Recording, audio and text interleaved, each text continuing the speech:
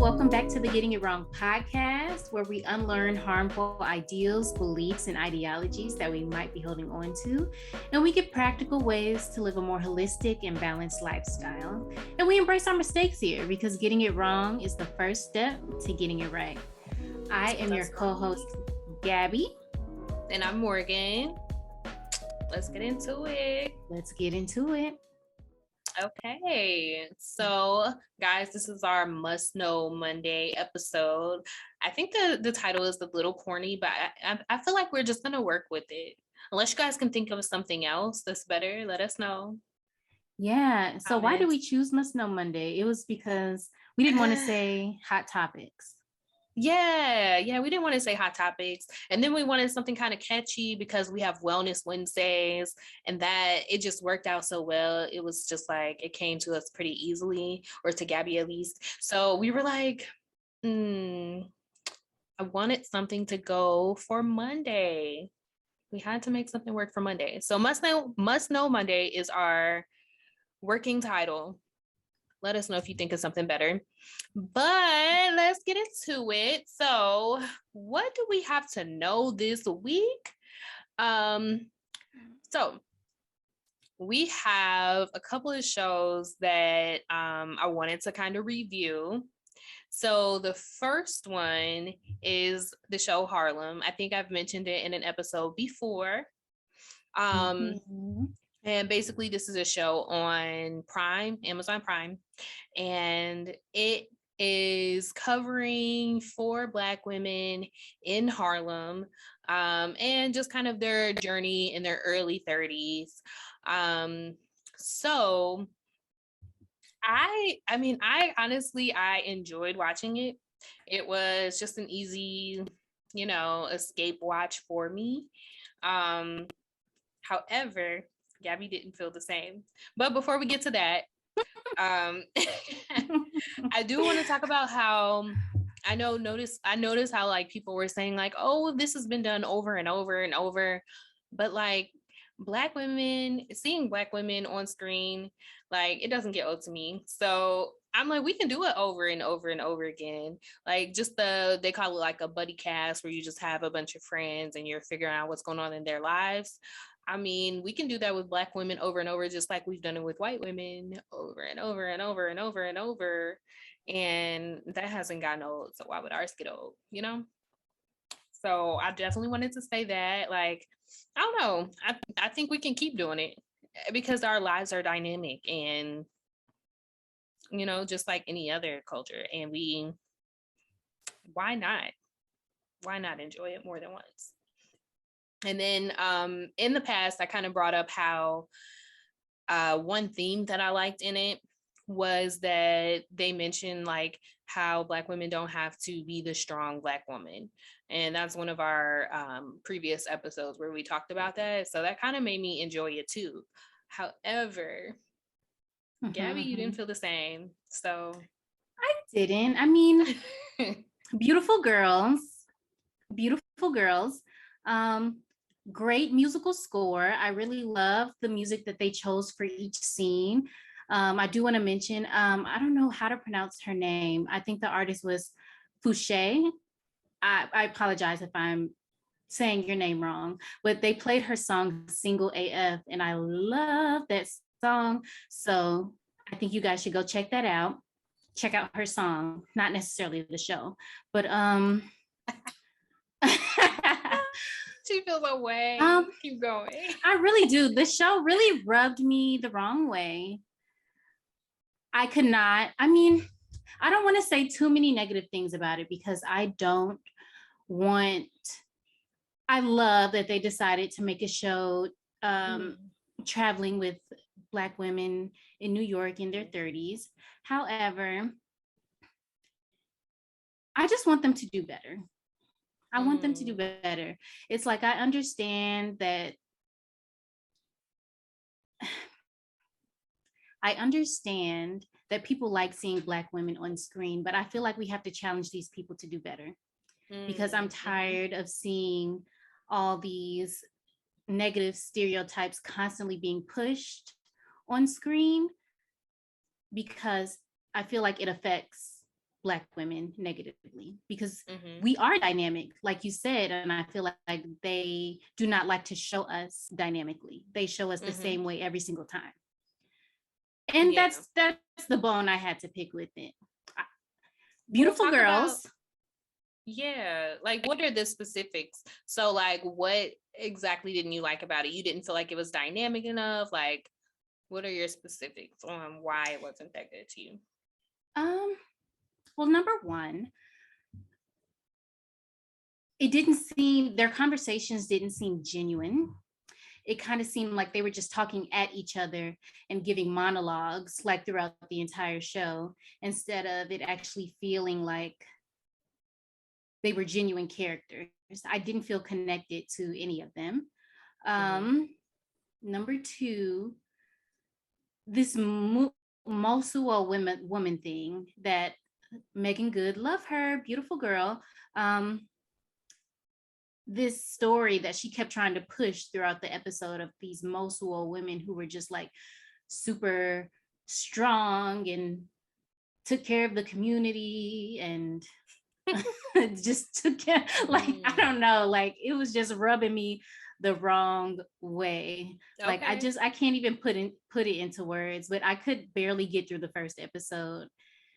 And yeah, So like unlike what I mentioned was like how they were trying to debunk it, you were saying that there were aspects where they were actually playing up on the strong Black woman.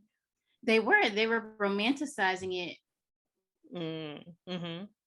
throughout the first couple episodes that I've seen. I don't know if throughout the season maybe she learns that maybe that's not the way to go.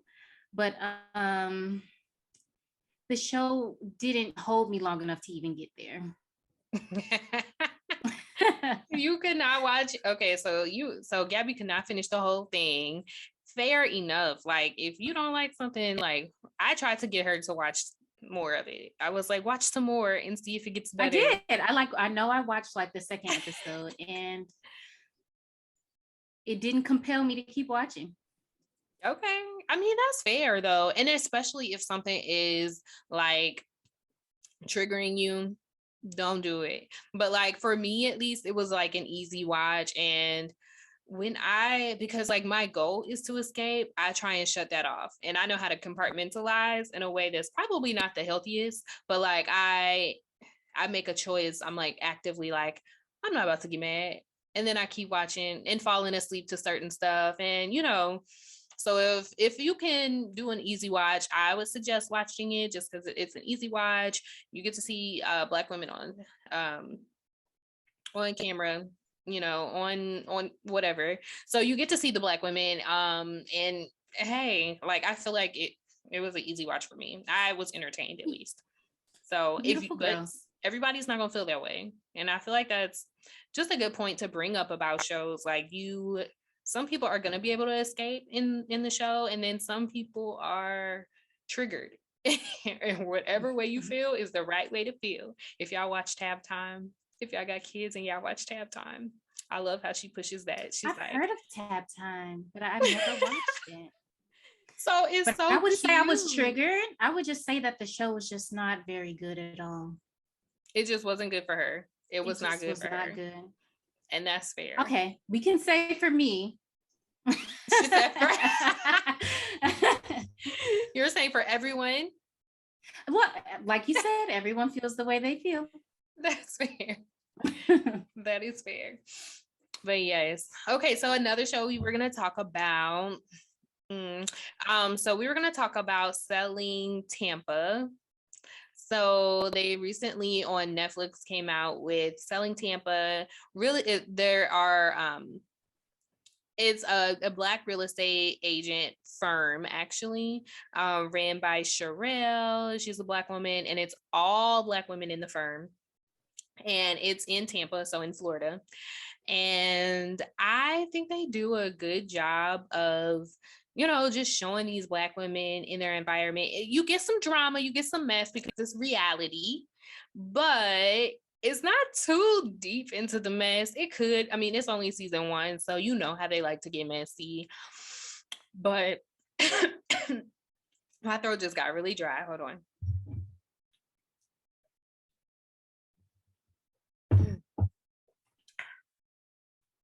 I'm better.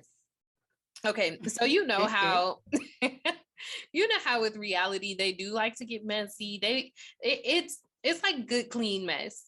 Like, so for example, one thing they got into was like, at one point, Sherelle, which is the head of the firm, she had to buckle down, and some of the agents weren't.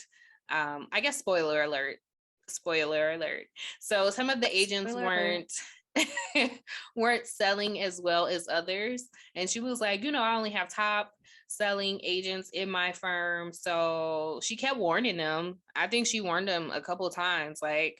And she called him out, like, specifically you, Alexis. And it was another girl. She was like, we got to get them sales up, baby. The other girl, she got her act together. But Alexis, she didn't get it together. And I think there's a lot to kind of get into with that, because for one of her, I guess, excuses was what they said, that, one of her excuses for not getting her act together was she is a mom. And I mean, honestly, a lot of them were moms, but I kind of felt, I don't know, I kind of felt torn with that one. I felt for Alexis when she was like, using that, like, hey, I am a mom and it's just really hard on me to, try and make it happen at home and in office. So I felt for her, but then at the same time, I feel for this Black woman trying to run her company, and she's like, "Hey, you gotta be on top of your stuff." She's like, "I mean, I can't." She broke it to her really, really well, and you could tell she was holding back tears. And I mean, I know it's reality and it's somewhat fake, but I can still tell. I was like, she was really holding back tears. You could tell, like, throughout it, that she actually did care about these people. So she was like, I warned y'all, like, but I got to let you go. And she was like, if you get your act together, later on, let's maybe give it 6 months or something like that. Maybe we can talk about putting you back on. But like right now, I can't work with it. So, I mean, she let her down. I don't know. How'd you feel about her getting fired? I feel like Sherelle made the right decision. Alexis, I understand it's hard being a mother and trying to have a career. I just don't think she was ready.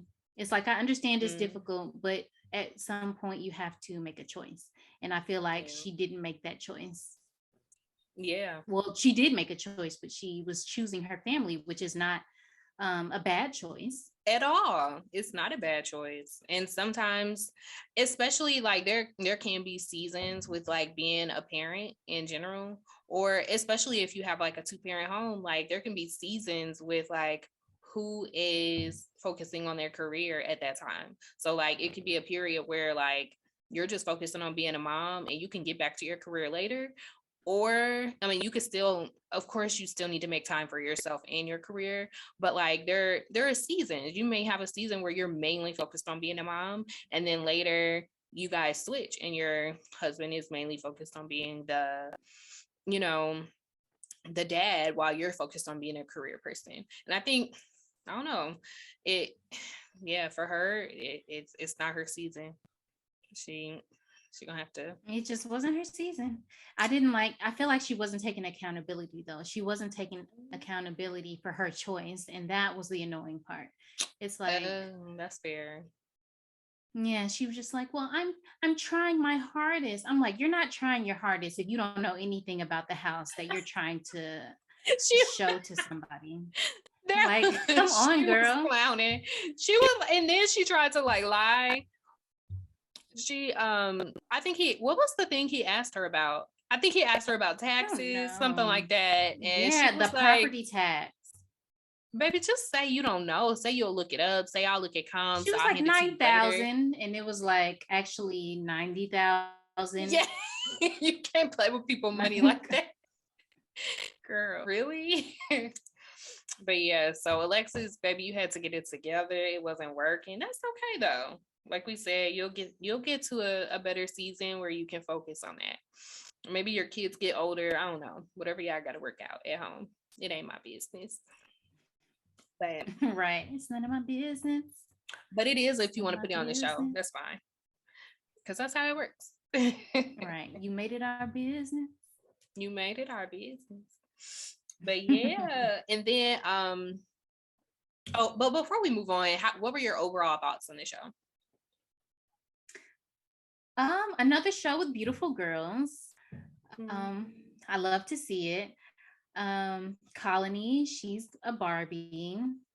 She was so cute. Um, she's a Barbie.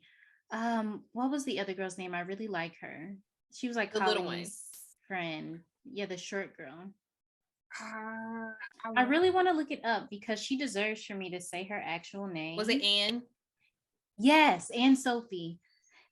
I loved her. I'm obsessed. And she was started speaking French. I'm like, teach me. Like, she's a Yeah, that boss. was dope. I Wasn't love she it. like Haitian or something? Or did I make it up? Yes. Haitian. No, Okay. I think that's it. hmm But Okay. yeah, she was amazing. I loved her. I loved Rena. Yes, Raina.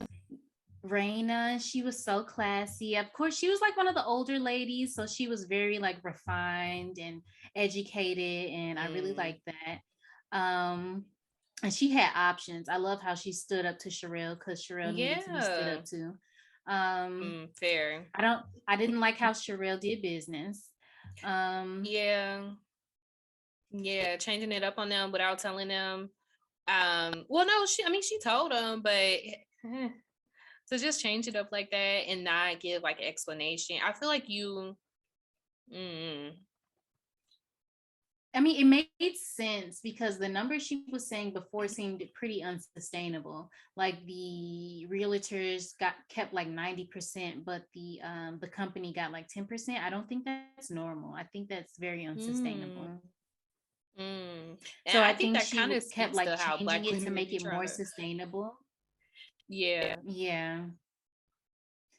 So that's she fair. kept changing it to make it more sustainable. But I'm like, all you have to do is communicate that with your team to make Yeah, so you don't seem like such a tyrant. yeah. I But I I agree.